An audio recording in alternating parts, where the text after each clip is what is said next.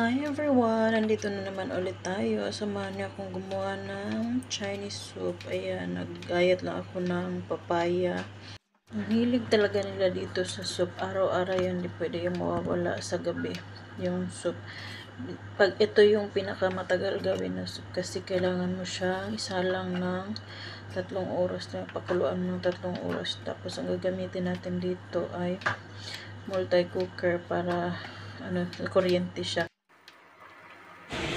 Habang naghihiwa ako, nagpapakulo din naman ako ng karne ng baboy. May kasalaman to, may kasamang buto-buto para sa panghalo sa sabaw. Tapos ito, balik na naman tayo sa paghihiwa. Araw-araw talaga kailangan may sabaw sila. Ito yung pinakaayaw ko talaga, nakakapagod kasi pagkatapos ko palang maghugas ng mga pinagkainan sa lunch.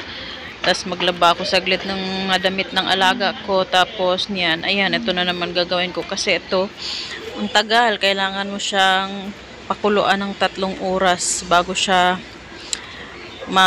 bago nila kainin. Hindi katulad ng kapag yung mga simpleng soup lang, mabilis lang. Pero ito, kailangan talaga maaga pa na hinahanda ko na, kaya nakakapagod. Tapos araw-araw pa naman ganito. Pero hindi naman lahat parehas yung timpla na parehas yung mga sahog na soup. Maraming mga klaseng soup sila dito. Tapos basta ayan, minsan may 4 na oras pa nga. Ayan, ito na yung karne, hinugasan ko na yan. Tapos na yan napakuluan.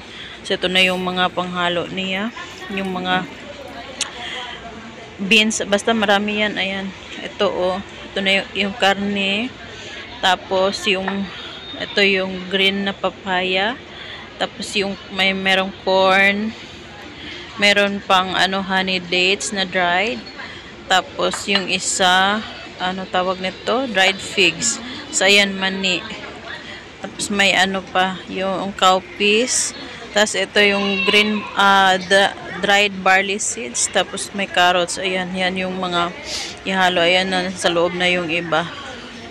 Nilagay ko na. Tapos maya ko siya lagyan ng tubig kasi kailangan ko pang magpainit ng tubig bago ko siya ilagay dyan. Tapos ito kasi yung ginagamit pag ganyan ng mga soup, yung 3 oras or 4 na oras. Ito kasi kuryente siya, tapos nakaset na yung oras niya. Ito yung on niya, tapos pipili ka lang kung alin dyan. Tapos dito tayo sa soup kasi nakaset na yan ng 3 oras. Kung gusto naman 4 na oras, i-adjust mo lang, dagdagan mo lang yung oras niya. So ayan, nakapagpainit na ako ng tubig, lagay ko na. Kasi ayaw ng matanda na malamig na tubig. Yung natural lang na tubig na ilagay ko, kasi sabi niya, matagal daw kumulo. Gusto niya yung pagkalagay mo pa lang dyan, ilang minuto kukulo na kaagad. Ayun, puro yan madali ganun talaga, ganun yung matanda. Kaya, sige na lang. Ayan, tapos start na natin. Ipipil na ko, ayan, dito tayo sa soup. Tapos ayan, mag-i-start na lang yan. Hayaan ko na lang siya hanggang matapos, ganyan na. Ayan, ito, ready na siya, malapit na yung matapos, ilang minutes na lang. Pero hindi ko pa rin siya, ayan, mga 15 minutes na lang yan kasi number 3. Thank you for watching, guys!